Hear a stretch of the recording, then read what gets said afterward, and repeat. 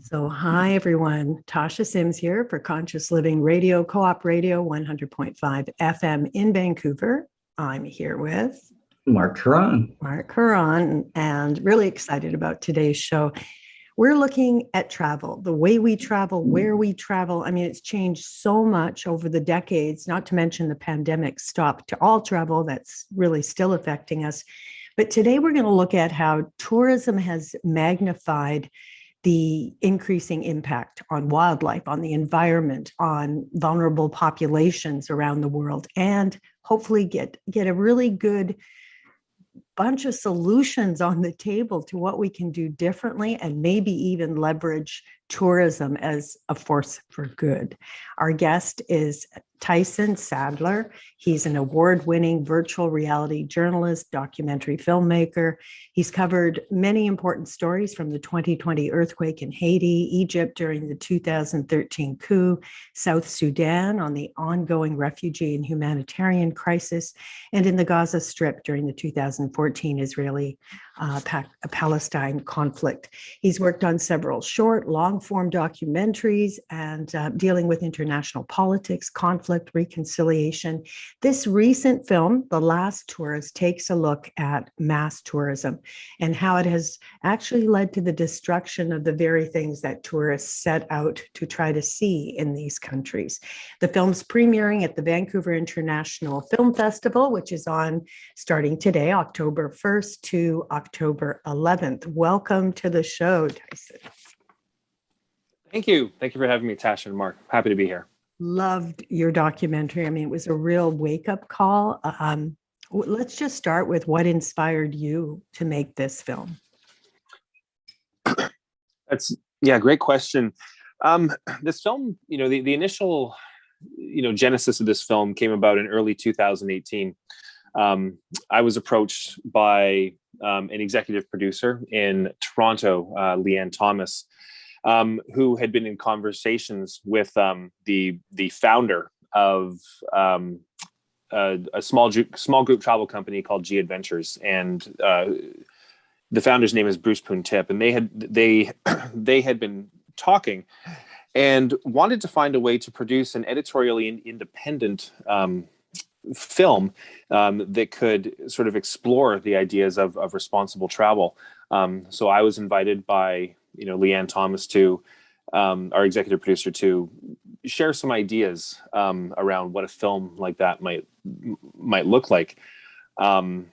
Things kind of this was all in early 2018, and things kind of happened very quickly. Within the next 5 months, we were out shooting in 5 different countries, in Ecuador, Peru, India, Cambodia, and Thailand. And as we progressed, with our research and with our filming, it just appeared, to all of us that this film was just so much bigger than us. And the effects on wildlife, like you mentioned, on wildlife, on the planet, on host communities, are just so much more deeper, than any of us had imagined. And it took us, nearly 4 years, to get to the point where we are now, where we're actually showing the film in front of a live audience tomorrow night at the Vancouver Film Festival. And even the word tourist, I decided to look it up just for fun. I mean, everybody, has an idea of what that word means, but I went, okay, Webster, where are you at with this word? And its definition was someone who travels for pleasure and recreation. And what was missing was this piece, this idea of learning and education and the exchange of cultures, so inherently it holds a disconnect from the country that you're traveling to, right? It's about your pleasure, your recreation, and there is, just even by the use of the word, for you, in terms of your intent, once you realized how big this film was, if you were to articulate your intent, what do you hope this film is going to achieve, and how people see tourism?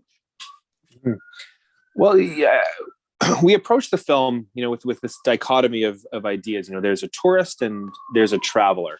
A tourist is, somebody like who you mentioned is there for pleasure, is there to take, from the experience. And a traveler might be somebody who might be more into, and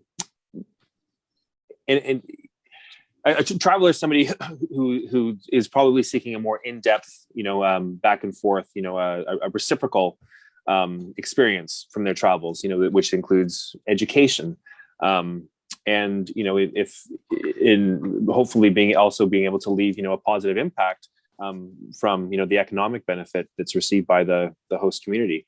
I would love to see this film start a conversation the same way that an Inconvenient Truth did with our global conversation around climate change, or the same way that Food Inc. did with our conversation about our relationship with food. I'd love to see The Last Tourist start a very in-depth global conversation about our relationship with tourism, challenging the very simple things that we do when we're abroad, and just challenging us to rethink our behavior and rethink our choices in a way that we could have a positive impact on the places that we visit. Is there a mindset that you think needs to be deconstructed in order for people to be able to do that, to wake up to what you're talking about? I think so. I think that we need to approach our travels the same way that we would do our research in what university or what programs we would like to attend at university. We need to do a much more deeper investigation into the culture and customs and traditions of the places that we visit, so we can arrive and just be more respectful on the ground, so we can arrive and hopefully the dollars that we spend as travelers can go to the communities that need the most, instead of being siphoned out by multinational corporations. Right. The other thing that occurred to me too is, and it's something that's necessary right now, I think, everywhere across the board when we're thinking climate change or any of the issues that are currently need such dire attention. It's almost like we need to shift the basic mindset of being me-centric to being we-centric. And as soon as you do that, it seems you then consider these things that your film touches on. You can't possibly ignore them. And that's what's so powerful about your film, I think, is lots of it I knew, and we're going to move into some of the specific issues, but some of them surprised me. And I went, I never thought about that. I never thought about refusing housekeeping when I was in a hotel, like little things where I just go, So I love what your film is setting out to do, but that piece, I guess I want to go just one, if you're willing, one layer deeper to that dissolving this egocentric kind of view that humans seem to have, or privileged humans, let's put it that way, seem to have about their worldview, their global view, and the us and themness of it all. Do you know what I mean? Yeah. Do you have any thoughts on that? Absolutely. I think traditional tourism is really about me. What's in it for me? And I think the cruise ship is a wonderful, case study, in that, where, it's about what entertainment can be provided for me. I'm on vacation, and it's all about gratification. And I believe, and through our exploration in creating this film, it really came down to, that if we are sincerely asking the question of how can I become a more responsible traveler, we really need to shift the thinking from what's in it for me into what's in it for us, because the decisions that we make, even, in terms of where we eat, where we stay, the activities that we carry out have an impact, and that impact, is ripple affected in a far more detailed and greater way, than I think we're mindful of. And so, you're absolutely right. We need to shift, from a conversation of what's in it for me, into what is the impact of us. And there was something in the film, I think it was the film, or it might have been just something I was reading that you were talking about, where the statement was that 29% of millennials said they would not go to a destination if they couldn't post about it on Instagram. Was that actually in the film? That's in the film, and I was shocked when I heard that statistic. Yeah. There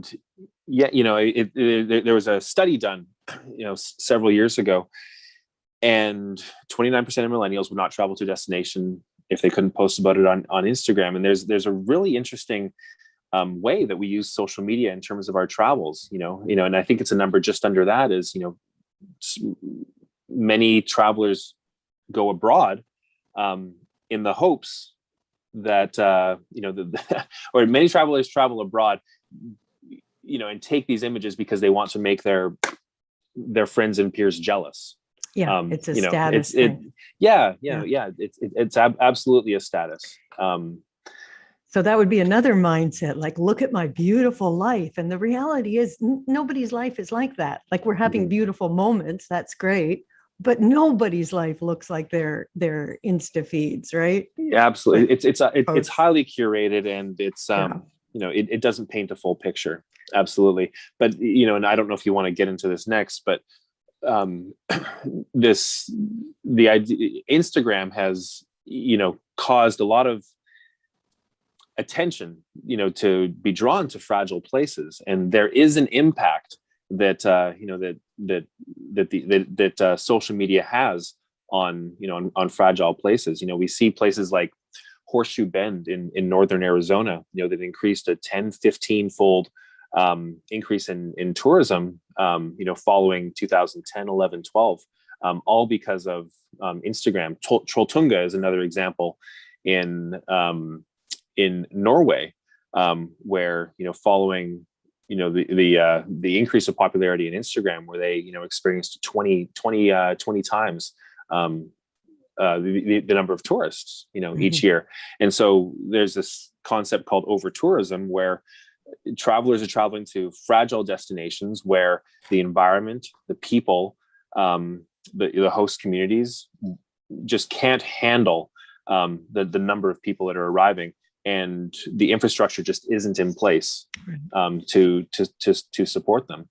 Right. And and destinations are having a real challenge with how to deal with this increasing number of tourists.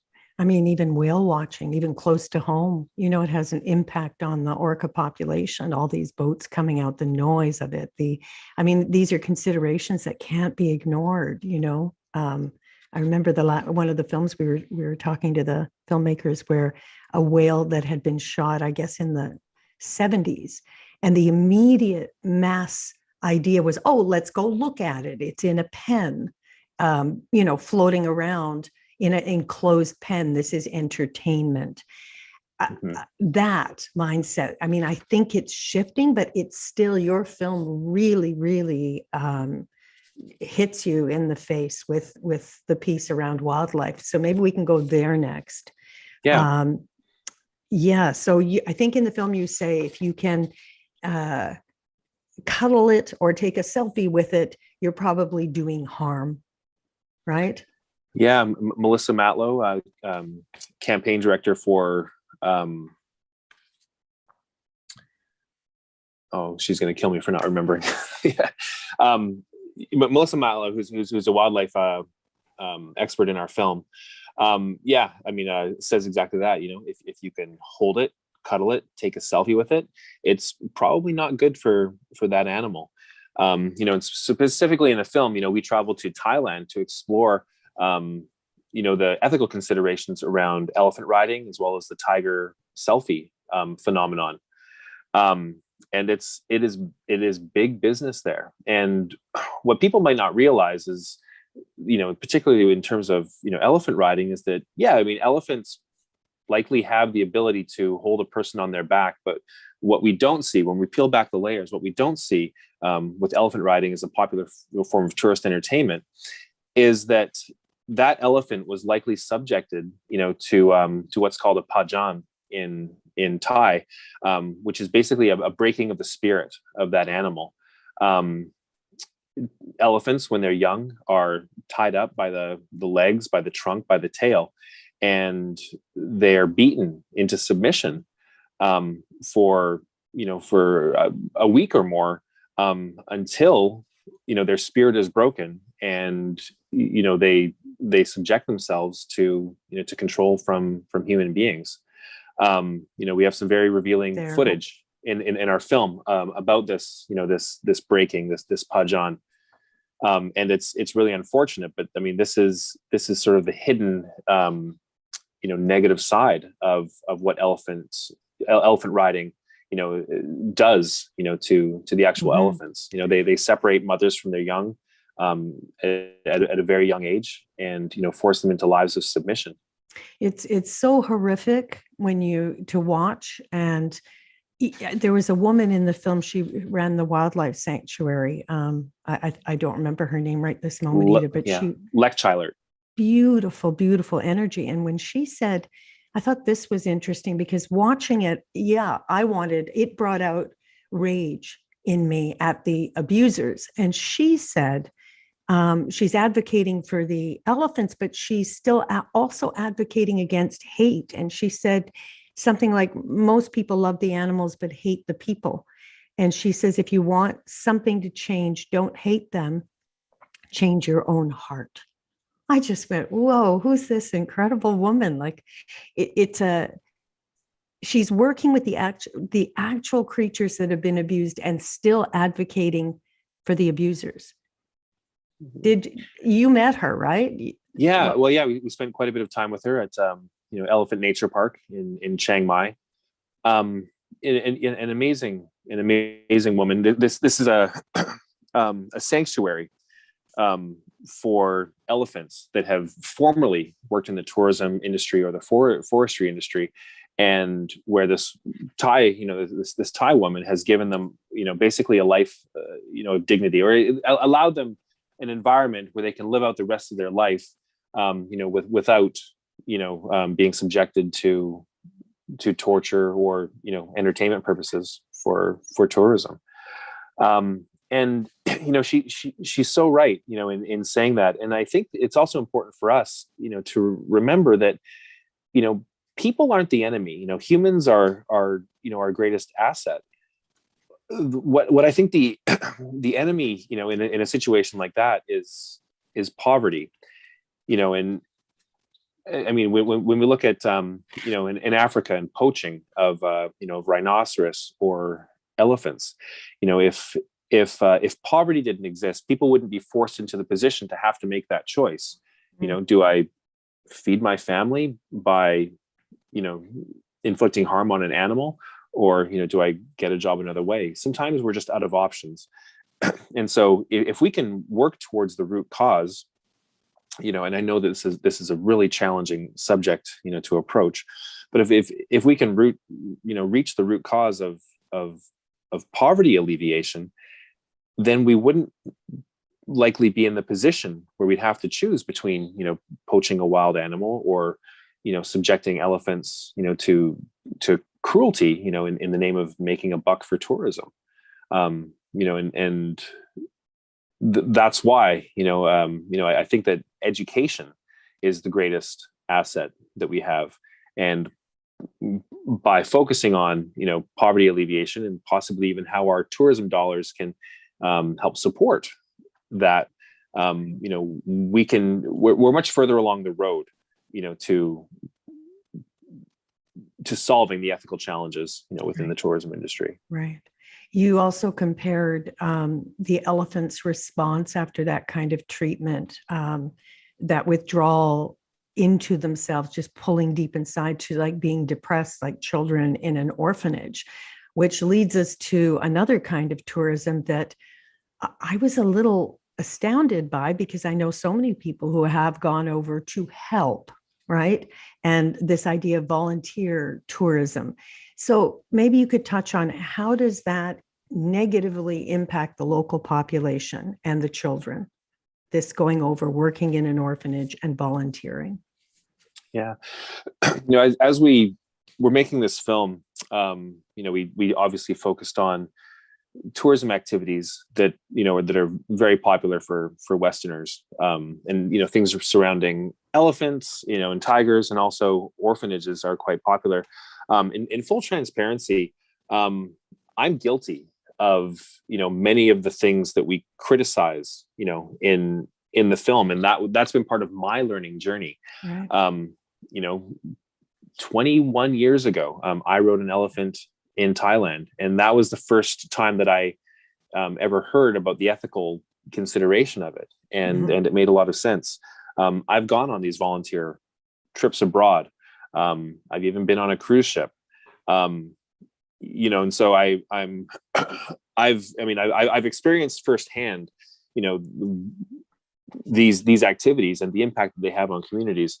And you bring up orphanage tourism. Yeah, it's a very popular activity.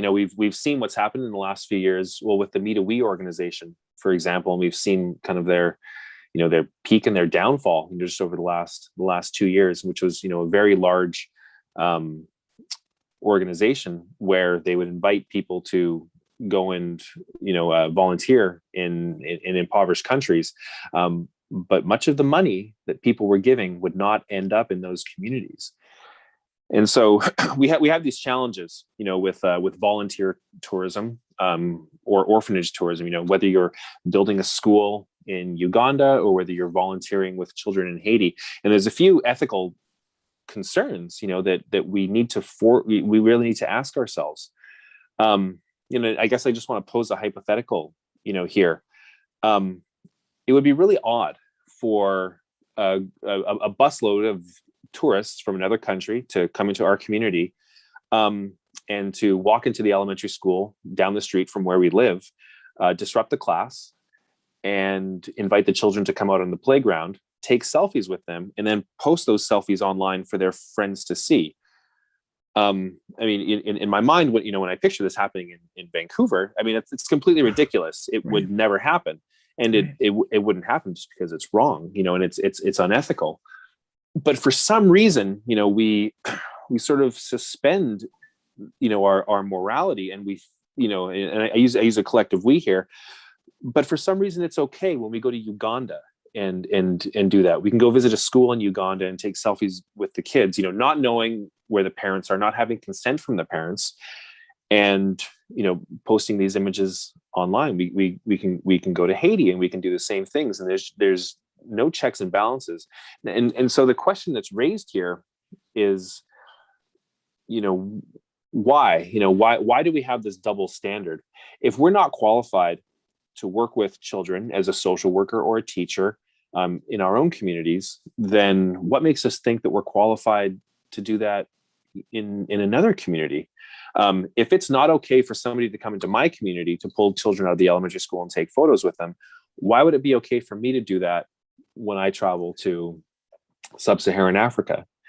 And I think, we just have to challenge ourselves with these double standards, that the laws that protect elephants and tigers in other countries are not the same laws that would be applied in our own country. The laws that protect children in other countries are not the same that would protect laws here, that would protect children here.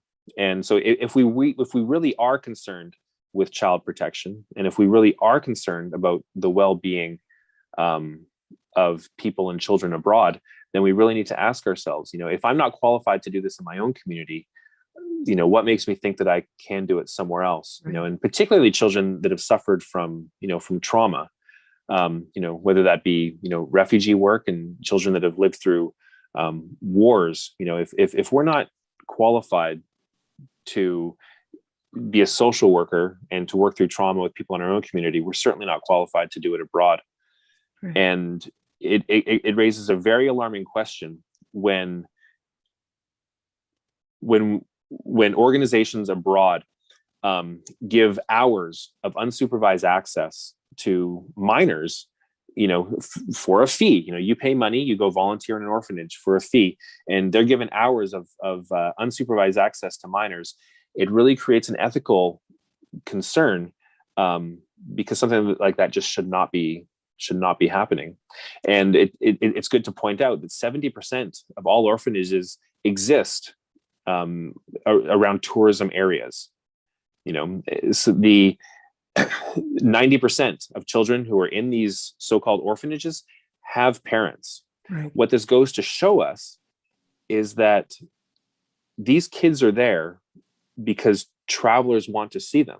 But if travelers didn't pay, to go to these orphanages, they wouldn't exist. So it's really, travelers tourists, that are going to these places that fuel the demand for orphanages. It's tourists that fuel family separation.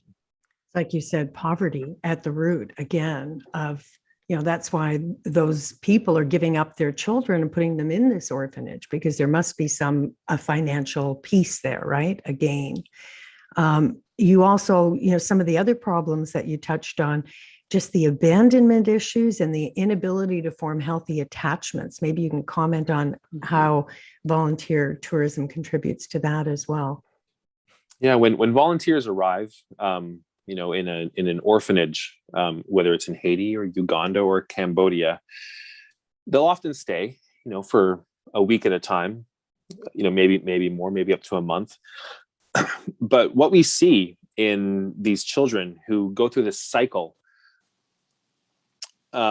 is that that they'll have a volunteer who will come in and they'll love them for a week, and the volunteer will have an amazing experience, and at the end of the week the volunteer will leave with the promise to come back, but they never come back. And the following week another group of volunteers comes in, they love the children, and then they leave. Children can see dozens, if not hundreds, children who are living in these facilities can see hundreds of volunteers by the time they reach at adulthood. And what this creates is an attachment abandonment disorder. Every person, namely volunteers who have come into this child's life, have ultimately abandoned them. Mm-hmm. And what they're seeing is that there's a much higher rate of social problems, within kids who grow up in these institutions, much higher rates of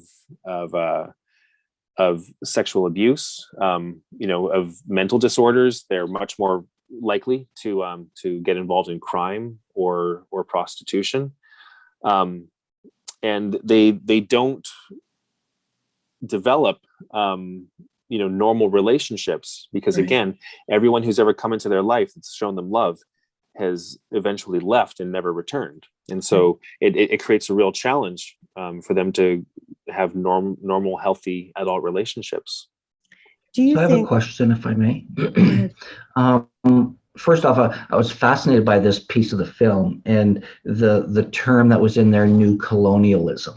Mm-hmm. And, I think, people want to help. Is there, we talk about the money not going to, the people and the lands and the countries and what's happening, but is there a benefit in some place for the people who need help? And for those who want to help, how can they best help? Because I do believe there's some people who go down there, they have their heart in the right place, but they're just not aware of what you've brought to the surface.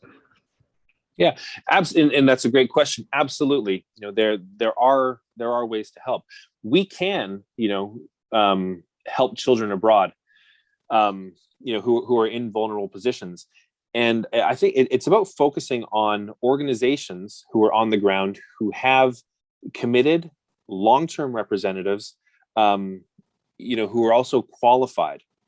So I mean, somebody who's just, who has a an associate's degree in interior design wouldn't necessarily be qualified, to go and deal with a trauma survivor, in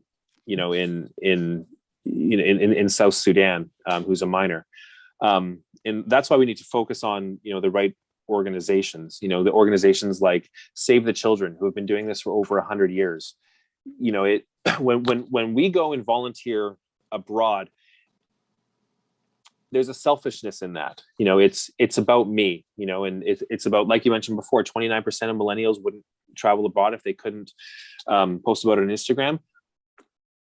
It's a very similar number for people who travel, abroad to go volunteer. People post those photos on Instagram. There's social capital that's gained in posting your volunteer photo, with a young African child, even, and often it's done without consent of the parents, and that's a major reason why it's done. And so I think that, to answer your question, Mark, we need to focus on organizations that have been there for a long time, that have qualified, people there on the ground. So instead of me paying $2,000, $3,000, $4,000 for my volunteer trip abroad, that money could be much better spent giving it to an organization like Save the Children, who does, the real work, who are in it, for reasons which benefit the children and not the tourist. Do you think there's a savior complex at play as well that we can learn from? I mean, this idea of we know, we have the answers, we are the saviors here. Absolutely.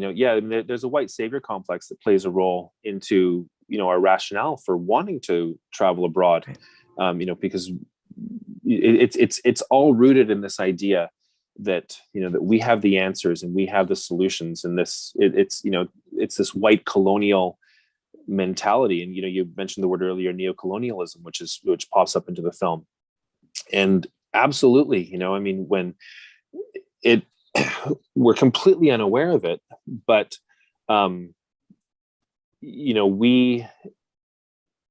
colonialism today, it's done mentally, and we exert power and authority over other nations, when we do these types of volunteer trips abroad.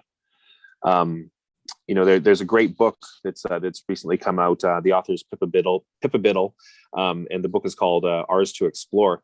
And I highly recommend this book because it just delves into on a much deeper level the colonialism and the racism that's involved in our decisions to go and volunteer abroad. It isn't necessarily for the benefit of those we're visiting, but it's a much more selfish aspect, right, that serves the traveler and not the communities that they visit.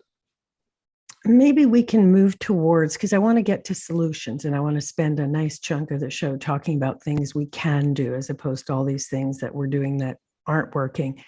But there's one more area I just want to touch on, which would be both the cruise ships and all-inclusive packages. I'd love to talk about how those dollars, and there must be billions being spent in that arena, it's not reaching the local people. It's not actually benefiting the locals. Can you open up that conversation for us in terms of what Absolutely. The situation is? Yeah. Well, what research has shown is that the most popular and acclaimed tourism destinations that operate in the developed world often increase the levels of poverty and dependence with those local communities. And particularly, we can see that with cruise ships. Communities where cruise ship ports are built, it's done with this promise. The cruise ship will promise the local communities, we're going to bring jobs here. The standard of living is going to be, raised. But we see that these promises they just don't come to fruition. Greater levels of poverty exist in cruise ship port areas because the cruise ships have this business model where every dollar possible gets, brought back to the cruise company. When you go and do an excursion on your cruise ship, most, at least half of that money goes back to the cruise ship itself. There's a reason why cruise ships are buying up private islands. Every major cruise line has a private island in the Caribbean because when you go to that island, they don't have to share the money that you spend there. They don't have to share that with the local communities. That can all come back into the investors of the major cruise lines. And so, if somebody is looking for an opportunity to help out abroad, certainly, a cruise ship, taking a cruise, it's a great way to line the pockets of corporate businessmen in Miami, right, and in other countries, but it's not the best solution for putting money in the pockets of local people who really need it. And even leads to resentment because I did take a cruise once. My son was quite young, and it was, I'm not trying to excuse it, but it was sort of a smaller boat and educational. So it was a bunch of academics, and, there was some learning on board, but regardless, they still told you where to shop. They told you when you would dock, go to this store, go to that store, don't go to this area. Like they're creating, at the time, I thought I believe that they were ensuring safety. That's how they present it. It's not safe over here. Don't go to that place or that street. Go here. But really what your film talked about is they're getting a kickback. They get something back from recommending those places. So you're still not shopping locally, right? They tell you don't shop here because you can't trust the locals. Right. But go and shop here because you can, these are our trusted vendors. What they're not telling you is that their trusted vendors, give the cruise line a percentage of kickback. You're not gonna, you'll certainly have a more authentic experience, and a more cultural experience when you shop with the locals in a country. But yes, again, shopping with the trusted vendors of the cruise line only helps the bottom line, the bottom dollar of the cruise line.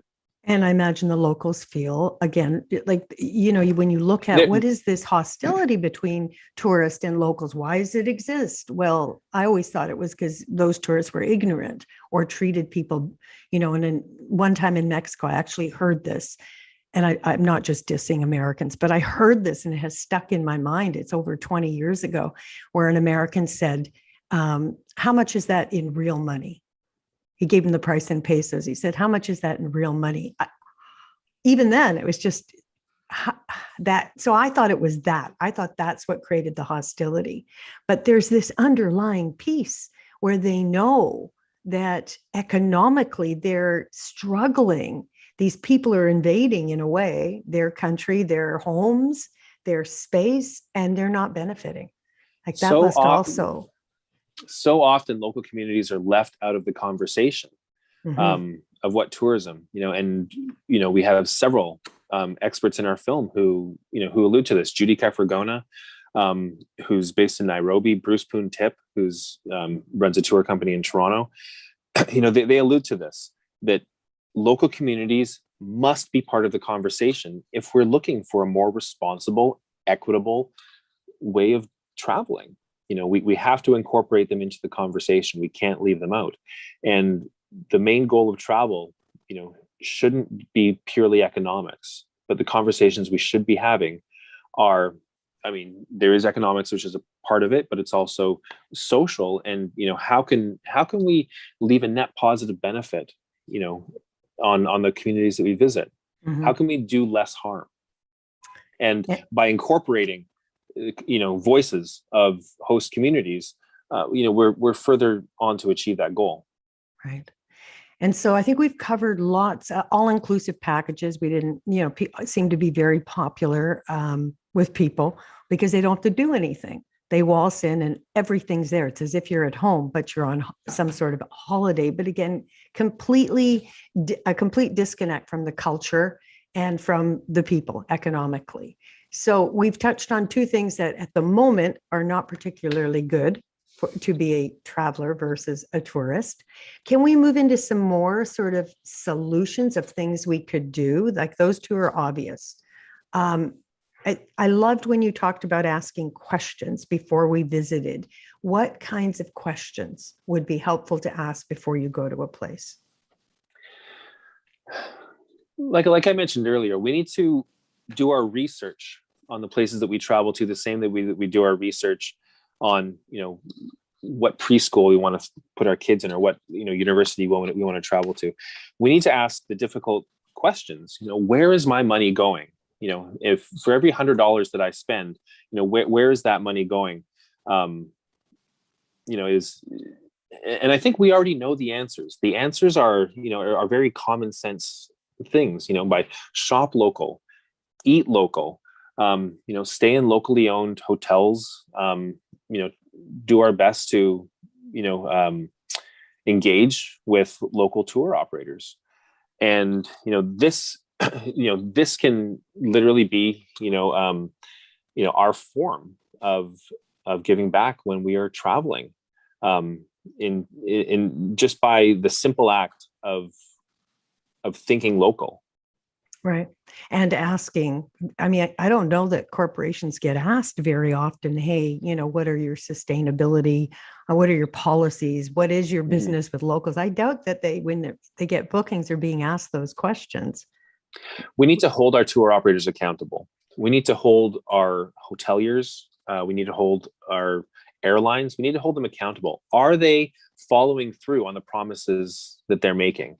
Are they truly, helping communities? And so when we go and do our research of where we're going to stay, where we're going to shop, where we're going to eat, we need to ask, the difficult questions of our tour operators, and we need to demand it. If this is where you're saying, that this money is going, and that you also have, these social enterprises that you're working with, we need to demand that accountability. And if our tour operators cannot provide us with clear and concise answers, then I just think we really need to seriously reconsider, why we're engaging with these tour operators. And tell them why we're not, which means they might change, right? Yeah. Because the dollar is the power still, right? Absolutely. Yeah. Dr. Jane Goodall, it says in the film, if tourists didn't pay money to see these entertainments, then the entertainments would change. And so the power is really within us. Tour operators, hotels, restaurants, they'll all respond to where we spend our money. And if we demand a more responsible engagement, then that's what they'll deliver. We have the democratic ability to vote with our dollars. Right. And so by asking these difficult questions and making, well thought out and researched decisions, we can put our money where it matters most while we're on vacation. And our tour operators will eventually evolve. And they have, we've seen that we've seen this already as a success story over the last 20 or 30 years within the tourism industry. Travelers have demanded it, and tour operators have responded in kind. And we're seeing a much more powerful movement towards a more responsible, equitable tourism because it's been demanded by travelers. And even impacting human rights violations. There are things that are choices, like when you illuminated what was happening in India with women and the program for cab drivers. Can you talk about that? And again, how us supporting that as travelers actually can make an impact? Yeah, well, one of the themes that we also touch upon in the film is the impact of gender inequality in the tourism industry, particularly in the developing world. And like we've been talking about for the last few moments, we have the ability to make decisions that can benefit host communities. And there's a wonderful story in the film about a women-led, women-run taxi cab company in Delhi that will, pick up people from the airport and drive them to their destination. The name of the organization is called Saka Cabs. And, when we found this, it was just so amazing because it's not about providing, necessarily providing with women with jobs in the taxi industry, but it's about, the story is about this woman named Minu, who has basically allowed other women who come from impoverished sectors of the community to gain control over their own lives, to gain financial independence. And it's about teaching, skills, not just a skill that will, bring in X amount of dollars every week, but skills that will teach you, to be more autonomous and to have more control over your decision-making in your relationships. And so, I'm really glad that you brought that up, because that was just a really important story, that we dive into in the film, because we do have the ability as travelers to not just support economically communities, but also, play a small role in leveling the gender imbalance. To me, what was so cool is a car is in patriarchy a very masculine kind of thing. Like, the guys drive the car. It's like a power, an extension of power. And so to see these women stepping up, going, I can do this. I can drive a car. I can, I don't know, there was something really, really, made me want to be like a cheerleader in the background going, yes, like of course we want to support this. So if you're going to India, people, what's the company called? Saka Cabs. Saka? SAKHA. Yeah, Cabs. Yeah. Just a quick Google search. But yes, there's something very empowering and liberating about it. And we have an opportunity as travelers to make an impact. Yeah. In that arena. We only have a few more minutes, and I really want to get to community tourism, where you're welcomed into the family that you're visiting and participate in life as they do. I wish I'd known about this when my kid was little, because I was looking at it going, wow, this is how you're stepping into someone else's shoes and feeling their life, as opposed to imposing your desires on the environment. I mean, just tell us more about that, because I love that part of the film also. Yeah, I mean, one of the greatest ways when we're traveling abroad to engage with local communities is our ability to stay in what's called a homestay. It's a home or a space in the home of a local family that they have set up for tourists, where they allow you to stay with them, eat with them, engage with them, and the wonderful thing about this type of travel is that the money stays, with, more of your money stays with the host communities. So economically, we're supporting local families. Socially, we have a wonderful interaction. And I think more is gained, from, we are able to learn a lot more about local cultures and customs. The host family is able to learn a lot more about us. And so there's a really wonderful reciprocal engagement, in doing a homestay. Community-based tourism is, I think that really should be our focus, in the future, if we really want to have an elevated social, cultural interaction with the communities that we visit. Mm-hmm. You've got a call to action page on your on the website, which I really love. Tell us more about that and how people can get involved so we can make these kinds of impacts together. Oh, did we lose you there? Yeah, my apologies. I just ran out of battery. Can you still hear me? us? Yeah, we can hear you. Okay. Can you hear us? Good. Okay, so I was asking. So I mean, I think that there are ways, that we can engage, and there are ways that we can help. On our website, thelasttouristfilm.com, there are several organizations, that are represented, where we can go to learn more about child welfare policies when we travel abroad. That we can learn more about social and economic impact of the communities when we travel abroad. And there are many great tour operators there that will provide, a wonderful experience, that have a great benefit to the communities that we visit. We just need to ask those difficult questions and, demand more of our tour operators. Yeah. The answers are out there, and I think the answers are probably already in our head, and we know the answers. We just need to challenge ourselves to just do a little bit more critical thinking when we travel abroad. And that critical thinking, can have lasting impact. Well, I really appreciate you joining us today, and I encourage everyone to see The Last Tourist. So Vancouver International Film Festival goes on until October 11th. You can watch the film online. Do you know if you have any in theater screenings as well? We're screening in theater. Well, the world premiere is on Saturday, October 2nd at 6 p.m. at the SFU Goldcorp Theater. That screening is it's currently sold out. There's only standby tickets available.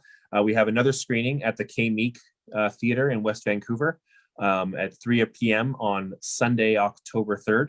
Those are the two screenings here at the Vancouver Film Festival.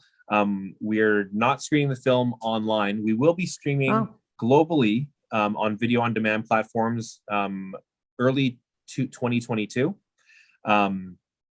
But currently, two screenings in Vancouver. We've also got some screenings coming up next week in both Calgary and Edmonton at their film festivals. And we've just received word, and I'm happy to announce that we did receive the special jury prize for social impact at the Calgary International Film Festival. Yay. So we're very proud of that. Fantastic. Congrats. No, you deserve it.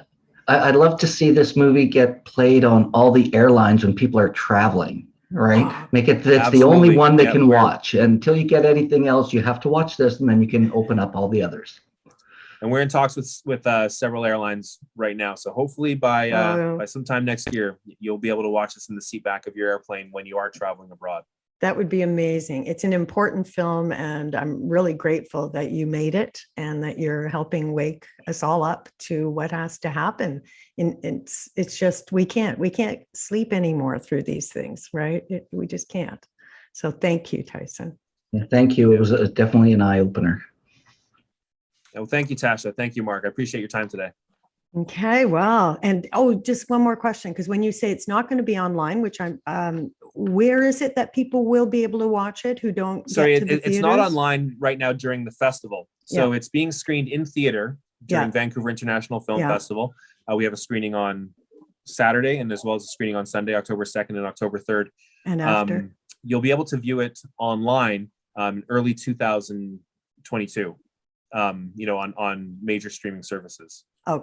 Okay, great. Thanks. Okay, thanks everyone for joining us. Talking about The Last Tourist. Put it down, put it in your daytimer if you don't get to the actual theater to see this movie. Super important. I'm Tasha Sims. You've been listening to Conscious Living Radio, 100.5 FM in Vancouver. And Marc? Well, Marc Caron here, and I'm actually in Surrey today, but thank you for tuning in. And yeah, this is a must watch film, in my opinion, especially if you're a traveler looking to travel and you want to raise a consciousness of yourself and the planet and what you do. It really moved me for sure. So thank you for that work, Tyson.